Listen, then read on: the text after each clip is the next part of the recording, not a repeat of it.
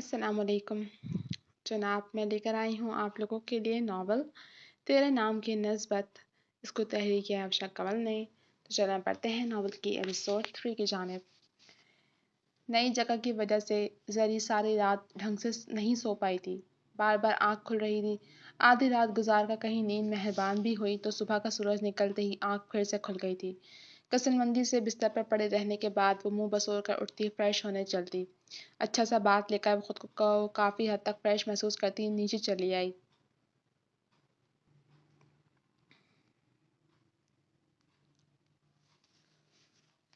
اور کچن میں ہو رہی ہلچل کو نظر انداز کرتی سیدھا لاؤنج سے ہوتے گارڈن میں نکل گئی. اتنی صبح وہ کچھ نہیں کھاتی تھی. گارڈن کافی بڑے پیمانے پر پھیلا ہوا تھا. وہ مزے سے واک کرنے لگی. کھلے نم بال پشت پر بکھرے تھے، جبکہ کچھ شریر لٹے چہرے اور گردن کے ساتھ اٹکھیلیاں کر رہی تھیں. اسی وقت مین گیٹ سے منسلک چھوٹا گیٹ کھلا اور وہ دونوں بھائی آگے پیچھے اندر داخل ہوئے، اور دونوں کی ہی نظریں اس طرف اٹھی تھیں جہاں اپنے آپ میں مگن زرفشاں واک کر رہی تھی. اسے یوں صبح ہی صبح اپنے سامنے دیکھ زوال کی آنکھوں کی چمک دگنی ہو گئی تھی، جبکہ عنابی لبوں پہ بڑی دل فریب مسکان نے ڈیرا ڈالا تھا. التمش نے ایک نظر دیوانے پن کی حد کو چھوتے بھائی پر ڈالی اور سر جھٹکتا دوسرے ہی لمحے اندر کی جانب بڑھ گیا، جبکہ زوال کے قدم کسی کشش کے تحت زری کی جانب بڑھ رہے تھے. Good morning. وہ بے خود سا اس کے قریب آ کر ٹھہرا تھا. Good morning to you. جواباً وہ چونک کر اس کے جانب متوجہ ہوتی مسکرائی تھی، نرم اور اجلی مسکراہٹ جو زوال کو بے بس کر رہی تھی. لگتا ہے آپ رات بھر سو نہیں سکیں. اس کی خوبصورت آنکھوں کی سرخ سی رگیں دیکھ اس کے لہجے میں فکر مندی گھلی تھی. مجھے جگہ بدلنے پر آسانی سے نیند نہیں آتی. وہ بے چارگی ظاہر کرتے نچلا ہونٹ لٹکا گئی تو زوال کی نظریں بھٹکی تھیں، لیکن اس نے سرعت سے بھٹکی نظروں کو لگام ڈالی. چلیں، کچھ دنوں میں آپ کو یہاں کی عادت ہو جائے گی تو یہ مسئلہ جلدی حل ہو جائے گا. اس نے زبانی انداز کو سمجھے بغیر ہی وہ شد مجھ سے نفی میں سر ہلانے لگی. ڈیڈی کے آتے ہی ہم چلے جائیں گے. آپ کو ہم لوگ پسند نہیں آئے؟ زوال، جس کی نظریں اس کے دلکش چہرے پر پھسل رہی تھیں، اس کی بات سن کر وہ سنجیدہ سا ہو گیا تھا. ارے یہ کس نے کہا؟ وہ اس کی بات سنتی دلکشی سے ہنس دی، یوں کہ صبح کی تازگی زوال کو خود میں اترتی محسوس ہوئی تھی. یہاں تو سچ مجھے بہت مزہ آ رہا ہے، مگر کیا کروں اپنی اس عادت کا. اس لمحے وہ سخت بیزار لگی. عادتیں بدل بھی جاتی ہیں، آپ کوشش تو کریں. زوال کا لہجہ گمبھیر جبکہ دیکھنے کا تاثر گہرا ہوا تھا. کس کے لیے کوشش کروں؟ اس مرتبہ وہ مقابل کی آنکھوں کی لپک سے کنفیوز ہوئی تھی. لہجہ بھی دھیما پڑا تھا. زوال نے مزید ایک قدم آگے بڑھایا اور اس کے چہرے کو چھوتی آوارہ لٹ کو نرمی سے کان کے پیچھے اڑس دیا، جبکہ اس کے اتنی جرأت دکھانے پر وہ ششدر سی مقابل کی مقناطیسی آنکھوں میں دیکھ رہی تھی. میرے لیے کوشش کر کے دیکھیں. اس کی آنکھوں میں جھانکتے ہوئے ایک لمحے کو ٹھہرا تھا. سچ جانیں، آزمائش شرط ہے، مایوسی نہیں ہوگی آپ کو. بات مکمل کرتا وہ دلکشی سے مسکرایا اور اس کی گھنی خمدار پلکوں کو دھیرے سے اپنی پور سے چھوتا تیزی سے اندر کی جانب بڑھ گیا کہ دل گستاخیوں پر مائل ہو رہا تھا، جبکہ وہ مقابل پر ابھی کوئی حق نہیں رکھتا تھا، جبکہ زرفشاں ساکت سی کھڑی اسے اندر کی جانب بڑھتا دیکھ رہی تھی. اس کے جانے کے چند سیکنڈ بعد ہی ملازمہ دوڑتی ہوئی اس کے پاس آئی. بی بی، زوال صاحب کہہ رہے ہیں کہ آپ اندر آ جائیں، ناشتہ ساتھ ہی کریں گے. مسکراہٹ دبا کر اسے پیغام دیتی وہ جیسے آئی تھی ویسے ہی بھاگ بھی گئی تو زری بھی سر جھٹکتی مسکراتی ہوئی اندر کی جانب بڑھ گئی. زوال اسے اچھا لگا تھا، ڈیسنٹ اور کیئر کرنے والا. کم از کم اپنے اکھڑ بھائی سے لاکھ درجے بہتر تھا وہ. زوال کے بارے میں سوچتے اس کے قدم اندر کی جانب بڑھ رہے تھے. سمت دورانی کے واپس آتے ہی اماں وڈی کے کہنے پر ایک بڑی دعوت رکھی گئی تھی. اتنے عرصے بعد ان سب سے مل کر سمت دورانی کافی حد تک مطمئن ہو گئے تھے. انہیں التمش اور زوال دونوں ہی پسند آئے تھے، مگر وہ اپنی بیگم کی بات سے اتفاق کر گئے تھے کہ واقعی التمش ہر لحاظ سے ایک شاندار مرد تھا. اب تو انہیں بھی زری کے لیے پوری دنیا میں اس سے زیادہ کوئی قابل نہیں لگ رہا تھا. آخر وہ ایک بیٹی کے باپ تھے، اپنی بیٹی کے لیے بہتر سے بہترین ہی چاہتے تھے. دعوت چونکہ 2 دن بعد کی رکھی گئی تھی تو سب ینگ پارٹی دعوت کی مناسبت سے اپنے ڈریس وغیرہ لینے مارکیٹ گئی ہوئی تھی.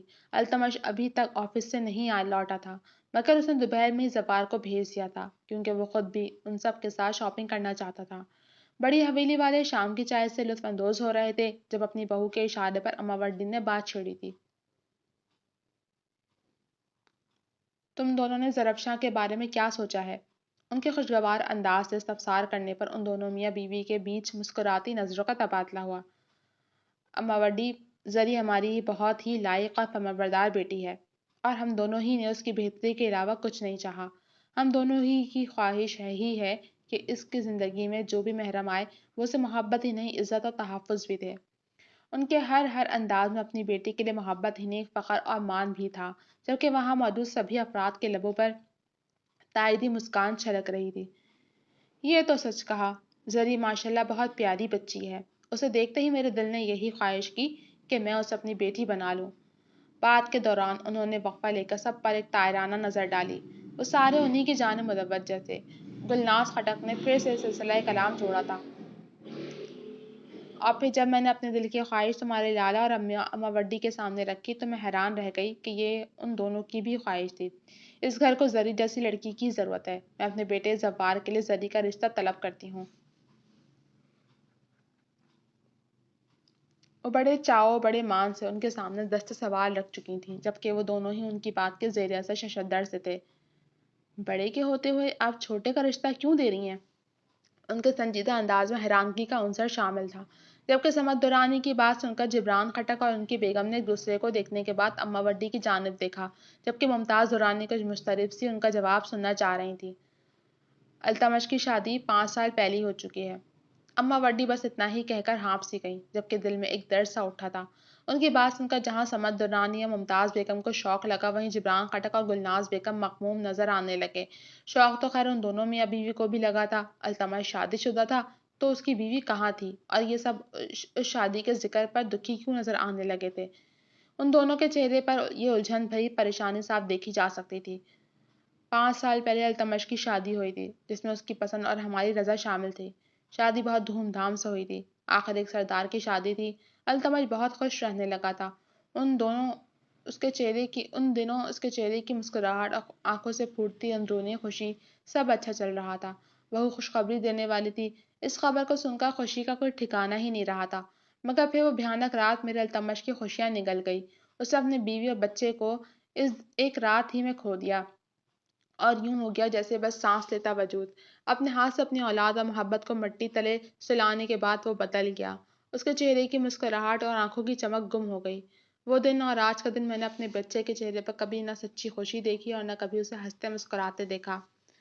جبران خٹک خاموش ہوئے تو کمرے میں گلناز خٹک کی سسکیوں کی آواز رہ گئی تھی۔ اللہ اولاد کے غم سے ہم سب کو بچائے۔ بے ساختہ ہی ممتاز خٹک کے منہ سے نکلے الفاظ پر سب نے ہی آمین کہا تھا۔ بھابھی، آپ دکھی نہ ہوں، ہمارے التمش کے حصے کی خوشیاں ضرور اسے مل کر رہیں گی، وہ بھی پھر سے ایک بھرپور زندگی جیے گا۔ ان کے گرد حساب بنا کر ممتاز دورانی کے لہجے میں یقین بول رہا تھا، جبکہ گلناز خٹک ان کے یقین پر دل سے مسکرائی تھی۔ اچھا بھائی، اب بس کوئی اداسی والی بات نہیں ہوگی۔ بس تم لوگ مجھے بتاؤ، اگر راضی ہو تو دعوت کے روز زوار اور زرفشاں کا نکاح کر دیتے ہیں، اور رخصتی 1 ماہ بعد۔ اما وڈی کی بات سن کر وہ سب راضی نظر آنے لگے، مگر سمت دورانی تذبذب کا شکار تھے۔ اما وڈی، میں ایک مرتبہ زری کی بھی رائے جاننا چاہوں گا۔ اگر وہ راضی ہوئی تو جو آپ چاہتی ہیں وہی ہوگا۔ ان کے صاحب کوئی سے کہنے پر وہ دھیما سا مسکرائی تھیں۔ سمت دورانی کے انداز گستاخانہ نہیں تھا، بس ایک باپ کی درخواست تھی۔ بالکل، تم پہلے زری سے اس کی رضامندی جان لو۔ مگر مجھے اتنا یقین ہے کہ اس کی جانب سے بھی اس رشتے کے لیے ہاں ہی ہوگی۔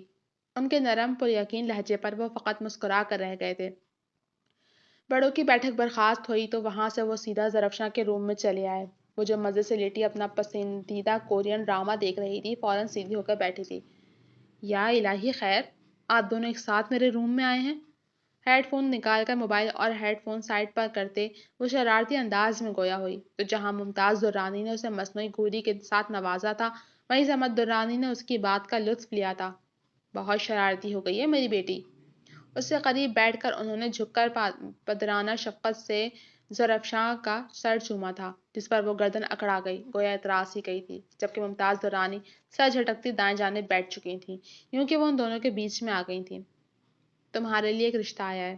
اپنی زوجہ کے اشارہ دینے پر سمت دورانی نے بات شروع کی تھی، جبکہ رشتے والی بات سن کر اس کی مسکراہٹ سمٹ سی گئی۔ مگر وہ بولی کچھ نہیں، بس خاموشی سے ان کی بات مکمل کرنے کا انتظار کرنے لگی۔ انداز البتہ اس کا سنجیدہ ہو گیا تھا، سر جھکا تھا اور وہ ان کی شہادت سے بستر پر لکیریں بنا رہی تھی۔ دوسری طرف ممتاز درانی کی نظریں بس اس کے تاثرات کو جانچ رہی تھیں۔ تمہاری ممی اور مجھے تو لڑکا اور فیملی بہت پسند آئی ہے، باقی حتمی رائے تمہاری ہی ہوگی۔ اگر تمہاری رضا ہوئی تو ہی ہم کوئی فیصلہ لیں گے۔ نرم گوئی سے کہتے وہ ایک لمحے کو خاموش ہوئے۔ لڑکا کون ہے؟ کس فیملی سے تعلق رکھتا ہے؟ اس خاموشی کے بیچ وہ سنجیدگی سے اپنا سوال کر گئی تھی۔ میری فیملی سے تعلق ہے اس لڑکے کا۔ اپنی ممی کی بات سن کر اس نے ایک جھٹکے سے سر اٹھایا۔ اس کے ذہن میں جس نام نے گردش کی تھی، دل بڑے زوردار انداز سے دھڑکا تھا، مگر یہ پسندیدگی والا دل دھڑکنا نہیں تھا، وہ گھبراہٹ میں مبتلا ہوئی تھی۔ آپ کس کی بات کر رہی ہیں؟ زبان جیسے لکنا زدہ ہوئی تھی۔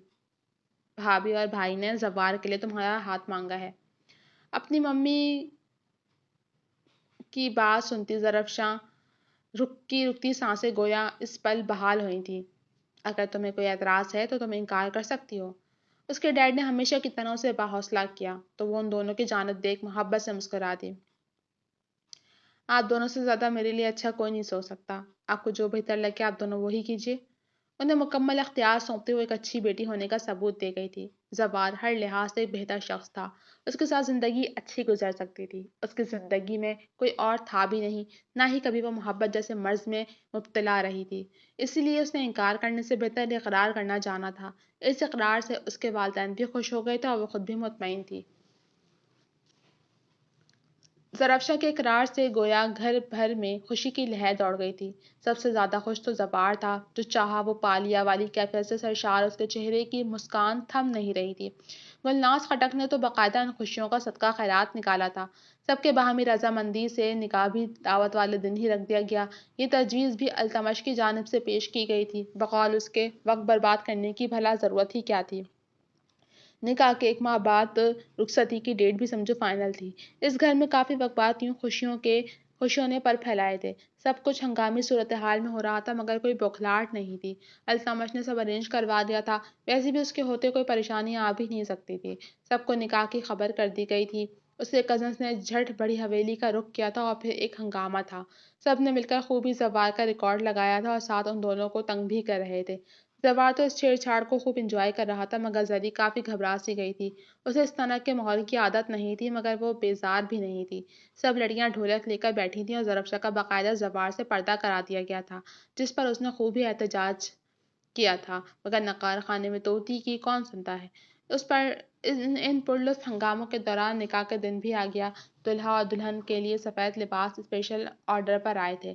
سفید لباس میں سرخ نگینوں کی جویلری پہنے، سرخ دوپٹے کا گھونگھٹ لیے زرفشاں کی چھاپ ہی نرالی تھی۔ اس کی ناک کی نتھ کا سرخ موتی اس کے سرخ رنگ کے لبوں سے مس ہوتا اس کے حسن کو تابناکی کو بڑھا رہا تھا۔ نکاح کی سنت ادا کرتے ہی زرفشا کو زوار کے پہلو میں لا کر بٹھایا گیا تو زوار اس کے روپ سروپ کو دیکھ گویا دیوانہ ہی ہو اٹھا تھا۔ دل کسی طرح قابو میں نہیں آ رہا تھا۔ مجھے علم نہیں تھا کہ میری ہو جانے کے بعد تم پر میری محبت کا نور یوں اتر آئے گا۔ اس کی جانب جھک کر مدھم سرگوشی کرتے اس کے لہجے میں سرور و خمار کی سی کیفیت پنہاں تھی، جبکہ وہ حیا سے مغلوب دھڑکتے دل کے ساتھ اس کے پہلو میں بیٹھی سرخ اناری ہو رہی تھی۔ زوار پلیز۔ اس کی نظروں کی فریفتگی سے پگھلتی وہ ملتجانہ اسے ٹوک گئی۔ زوار پر تو آپ نے اپنا یوں سحر طاری کیا کہ وہ کہیں کا نہیں رہ گیا۔ ٹھنڈی سانس بھرتا وہ جیسے بے بس سا اپنے بالوں میں ہاتھ پھیرتا التمش کو ڈھونڈنے لگا تھا کہ اب وہی اس کے درد کی دوا کر سکتا تھا۔ کیا ہوا زوار؟ عجلت میں کیوں بلوایا ہے؟ وہ دونوں ایک وقت گیسٹ روم میں موجود تھے، جہاں زوار نے ملازم کے ذریعے التمش کو بلوایا تھا۔ اس بلاوے پر وہ کافی پریشانی میں وہاں چلا آیا اور اب اپنے بھائی کے سامنے کھڑا پریشانی سے اسے استفسار کر رہا تھا۔ لالا پلیز، مجھے زری کی رخصتی چاہیے، میں اپنے دل کے ہاتھوں مجبور ہوں، ان سے دور رہا تو شاید اب جی نہیں پاؤں گا۔ وہ بے بس سا بولتا چپ ہوا تو اس کی آنکھ کی نمی نے التمش کو تڑپا دیا۔ تم پریشان مت ہو، جو چاہو گے بس وہی ہوگا، خود کو یوں ہلکان مت کرو، لالا ہے نا تمہارے ساتھ۔ اسے سینے میں بھیج کر اس نے زوار کی کمر کو پیار سے سہلا کر اس کا سر چوما تھا۔ آپ بھی سوچ رہے ہوں گے کہ مجھے کیوں ہر چیز کی جلدی مچی ہے، پہلے نکاح کی جلدی اور اب رخصتی کے لیے بھی عجلت دکھا رہا ہوں میں۔ وہ اس سے الگ ہوتا سنجیدگی سے بول کر التمش کا مہربان چہرہ دیکھنے لگا، جہاں اپنے لیے پیار اور فکر دونوں ہی احساسات رقم تھے۔ مجھے نہ جانے کیوں یہ وہم سا ہو گیا کہ میں زیادہ دن نہیں جی سکوں گا۔ بس اسی وجہ سے میں ہر کام جلدی جلدی کر رہا ہوں، تاکہ جتنی زندگی بچی ہے وہ خوشیاں سمیٹنے میں لگا دوں، دل میں کوئی حسرت باقی نہ رہے۔ وہ بول نہیں رہا تھا، التمش کے دل کا لہو کر رہا تھا۔ دل کا لہو آنکھوں کو سرخ کرنے لگا تو اس نے ضبط سے جبڑے کسے تھے۔ بس بہت ہوئی تمہاری بکواس۔ جانتے ہو کہ ماں جی اور بابا نے تمہاری یہ بکواس سنی تو کتنے پریشان ہو جائیں گے؟ وہ اسے سختی سے جھڑک رہا تھا، مگر اس غصے کے پیچھے بھی اس کا بے پناہ پیار ہی تھا۔ اچھا سوری نا، اب نہیں کوئی ایسی بکواس کرتا، پلیز غصے میں رخصتی کا فیصلہ نہیں بدل دیجیے گا۔ اس کا ہاتھ تھام کر لجاجت بھرے انداز میں کہتا وہ چہرے پر سارے زمانے کی معصومیت سمیٹ لایا، تو التمش نے چند لمحوں تک اسے گھورا، پھر مسکراتے ہوئے اسے گال پر ہلکا سا تھپڑ لگا گیا، مطلب وہ خفا نہیں تھا۔ میرے پیارے لالا۔ وہ خوشی کے مارے التمش کے ساتھ بچوں کی طرح لپٹا تھا۔ پھر وہی ہوا جو اس نے چاہا، اس نے سب بڑوں کو راضی کر کے رخصتی کا انتظام کروا دیا تھا۔ ارجنٹ بنیادوں پر اس نے ہوٹل کا ایک روم بھی ان دونوں کے لیے تیار کروا دیا تھا اور انہیں وہ خود وہاں ڈراپ کرنے والا تھا۔ جبکہ اس طرح اچانک رخصتی کا سن کر زرفشاں گھبرا اٹھی تھی، مگر پھر اپنے ممی اور ڈیڈی کے پیار سے سمجھانے پر مان بھی گئی۔ اب رخصتی بھی ہو جاتی تو کوئی قباحت نہیں تھی، ویسے بھی وہ کون سا بہت دور جا رہی تھی، سب اپنے ہی تو تھے یہاں۔ البتہ ینگ پارٹی نے اس ارجنٹ رخصتی کا سنتے خوب ہی زوال کی ٹانگ کھینچی تھی، مگر وہ لاپرواہ بنا مزے سے پھیل کر بیٹھا رہا۔ اسی خوشگوار ماحول میں کھانا کھایا گیا اور اس کے بعد رخصتی کا عمل شروع ہوا، جو نم آنکھوں اور حسین خوابوں کے سائے تلے مکمل ہوا تھا۔ جی تو جناب، اب تک کے لیے صرف اتنا ہی۔ کیسی لگی آپ کو یہ ایپیسوڈ؟ کمنٹ سیکشن میں اپنی رائے کا اظہار کرنا مت بھولیے گا۔ جلد حاضر ہوں گی آپ لوگوں کے لیے اگلی قسط کو لے کر، تب تک کے لیے مجھے اجازت دیجیے۔ چینل پہ نئے ہیں تو سبسکرائب کر دیجیے، ویڈیو کو لائک کر دیجیے اور بیل آئیکن کو بھی پریس کر دیجیے۔ اللہ حافظ۔